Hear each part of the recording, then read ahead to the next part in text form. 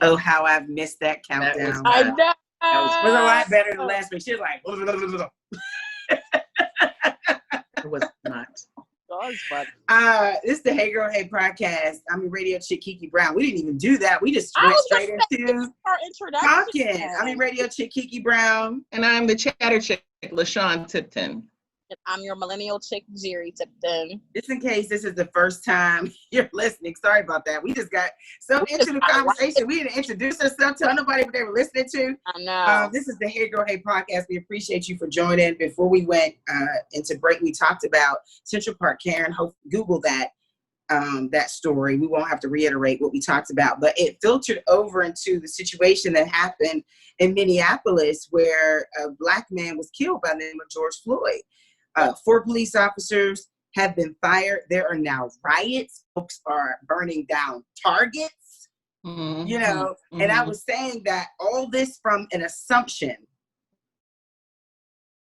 Right. Yeah.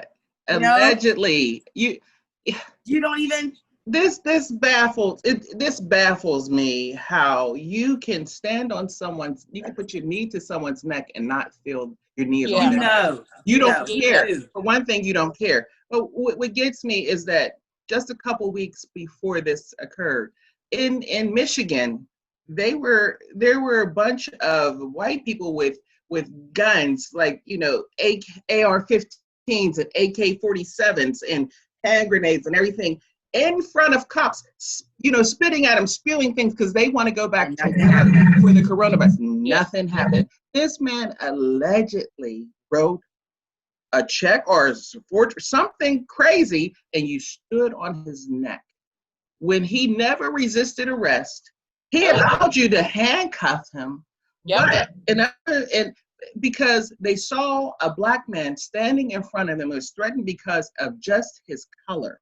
Yep. That's all. It was just his color. And a Black man. It could have been a Black woman, they would have did the same thing. Yep. But Black just miles away. I have a question I want to ask both of you. So I had a conversation with someone earlier this week about this, and who said they wanted revenge? Colin Kaepernick said that he was tired of the quiet protest, like no quiet protest. It needs to be a revolution. Like, we need to fight back. We need to fight back. And I'm having this conversation with someone, and she was like, hell yeah. And I said, but why does that solve anything? If you're going to go out, and revolt, you're going to get guns with guns. And what is it? An eye for an eye or tooth for a tooth. And no longer turn the other cheek because you're tired. You're sick of this. This is happening. And I'm surprised Fred hasn't jumped in, but this has been happening way too long. So now I'm ready to kill. I'm ready to go out, and I'm ready to set somebody ablaze. I'm ready to go in and go hard. Mm-hmm. And that's okay. And I'm at the point where I'm like, no, that's not. Yeah. That's not the solution. This is where we are right now. We're ready to discredit celebrities. I mean, Jimmy Fallon almost lost his job. Like, Black folk are not playing right now. Yeah. We're not playing. It's going to be too much. It's not good enough that she lost her job. It's not good enough they lost their jobs. No, they need to burn. Yeah. I'm like, that they. Hey. Yeah, that's okay. Sean, Jerry. Charged. It's not good enough. Firing is the first part, but there needs to be more action put toward. They need to be, all 4 of those cops. They were there. They were responsible, especially the one with the knee on his neck. We tried the peaceful protest. We did, and it's not enough, and nobody is hearing us. So maybe with the burning down, it's not right, but maybe with the burning down of Targets and the, everything else going in the streets, maybe they will finally hear us for once. There's been too many killings of Black men, unarmed, not resisting arrest, not a threat or anything to the police officer. We're cooperating with the cops, and they're still killing us. For all of that, we could have been fighting them. We could have been resisting arrest. We could have been doing anything, but we're not. We're peaceful. He was peacefully walking with the cop, and still killed him. So the people protests are not enough. They're not at this point. Something more has to be done. Period. Does it have to be violence though? I don't think it has to be violence, like killing somebody, but people who, I mean, if you have a celebrity like Colin Kaepernick or Ricky Smiley or Sean King, or like, people are pissed, they're tired, they're angry, and they're like, man, F that. No more talking, no more you're in my prayers. It's on. It's on and popping. Yeah. I see another type of strategy, like, you know, I don't think about my life. I think about my family's life. I think about my son's life. Yeah. If I go, because there are a lot of innocent people who become the subject of these situations. An innocent man, an innocent woman, an innocent child, over something that could have been resolved in a different way. Somebody else has to lose their family, their loved one, because a decision couldn't be made between adults. Right. No, we're tired of talking. So my child got to die. And I get that, and I am, you know I'm one for. I mean, I get it. Yeah. But damn. I'm for protesting. I'm not for burning down anything. I'm not for any of that. I'm not for the violence of protesting. You know, I mean, I think, you know, Martin Luther King got a lot done by protesting. I think really there's a way you can protest without burning down things in your neighborhood, or like killing people, like doing an eye for an eye. That thing there, because you shoot one of them, they shoot one of ours. Just keep on shooting, and it's going back and forth. It's not resolving anything. Nope. Nothing's happening. There's just going to be a whole bunch of bodies. It's going to be a war. It's a war. And it's a war in your own community. We've had this war. The thing is that I really don't like for people to talk to me whenever, and I know we're probably going to touch on this in one of our other segments, that you haven't voted for anybody. You voted for this leadership, or you didn't vote for this leadership. Or these people, these police officers, these are positions that get voted into. So when you say all this stuff and we should riot, whatever, I don't care. You riot, you burn down stuff in your community, they're going to get voted back in and do the same thing. They bring their same people in there. We don't even have a seat at the table because we're rioting and burning down our own stuff. And I'm going to kill you because you're going to kill me because I'm going to do this.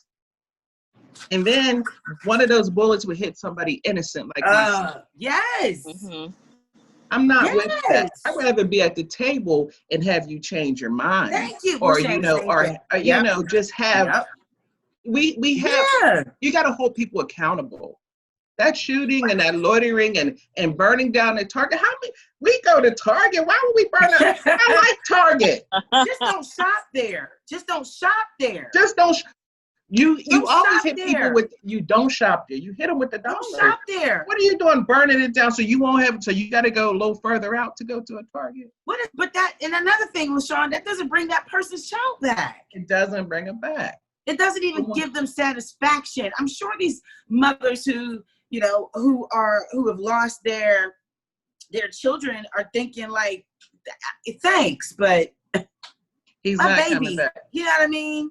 And there's like 12 of those cops, just like the one that killed my son, working here. So you just burned down the Target I go to, but his boys are still there.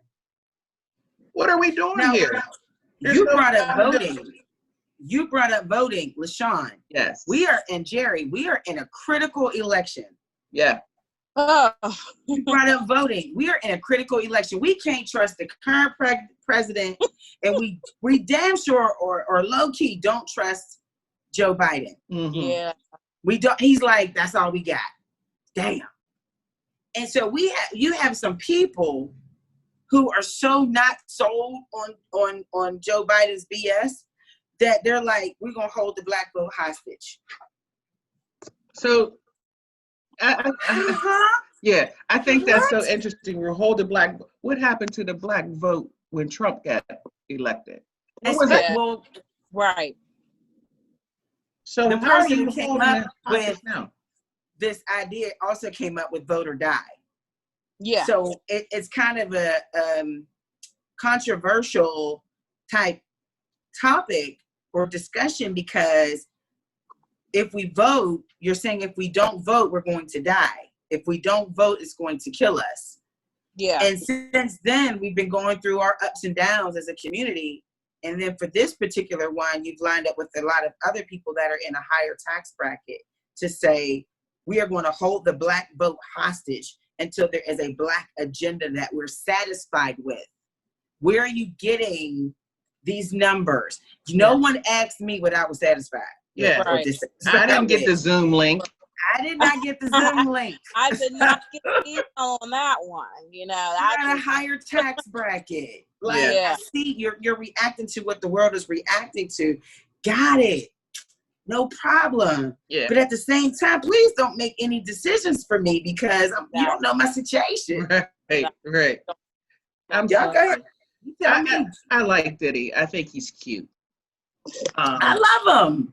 I think he's cute, and some of the things that he says cute, and it sounds good, you know, because everybody wants to sympathize and empathize with poor people, because we've all been there, and quiet as kept, we're all still there.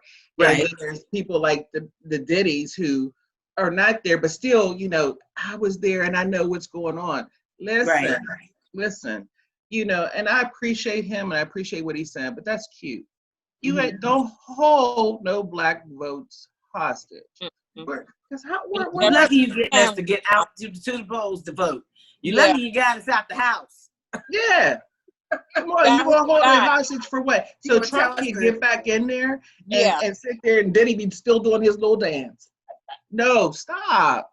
I think I understand what they're saying, because the same thing T.I. said on some particular day. I don't know if Jeff you saw it, but he was just saying that we're not going to, I think it's June 7th, we are not going to shop anywhere.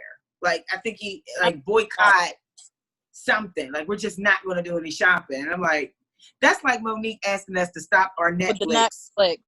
Now because she didn't get a special. Ma'am, what? Netflix was only $10 a month. It was $7 at the time. It was only $7. There's no way. I love me some Netflix, honey. Work it out. I get it. I get T.I. I get it too. Monique was a little different, but I get T.I. Because when you want to hit people, that you want to hit them in the pocket. I get it. I get that. T.I., that's a smart move to say that day. And we can see how it really affects the economy, because those are things that people can measure. And we're the same society that didn't want to boycott NFL. Right. Did not want to boycott. And we didn't do that. Nope. Didn't do that. Nope. But we always need to see something that we can measure. So you want to see how that goes and see how that works and see how great your voice is. Yeah, let's try it. Let's try June 7th not to shop. You know, that means online, whatever. One day ain't gonna hurt, but that's a measure. That's where you can measure. What if I run out of something? Like if I run out of dog food, or one day I need to get some talcum powder for something. It's hot. I need to get some talcum powder from the stove. You don't need talcum powder. We all know that. You know. Sorry. Listen, I can't go and get it if I run out of talcum powder. I can't go to the store and get none. I think no, you can't. But I think I'll be all funky and sweaty. Why not? I think the one day. Let's see the one day. Let's see. I'm coming to your house because you're well stocked. You're well stocked. You got everything. No, listen. LaShawn's house is like the what's that called when there's a war and you go to the not the shelter. Her house the bomb shelter. She got the bomb shelter. The little bunker. No. Yes, she has a bunker. Yes.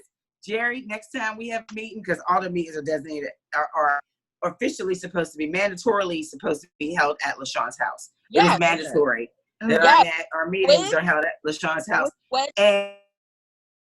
And let me just tell you, Jerry, with wedge salad, okay, and our bruschetta. Ooh, and fries and nuggets. Hang on.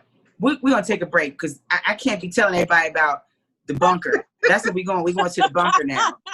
I can't be like, yo, you up. trying to meet at the bunker? We on our way to bunker. All right, cool. Then we know we're going over Sean Craig. So we're gonna take a break. I want to talk about the emergency meeting held by your friend Diddy, and why people are mad as to who was supposed to. He got my number. Wait. The Zoom link. Wait. She already going up. Hang tight. It's the Earth. It's the Anchor podcast for Urban Media Today. Hold on.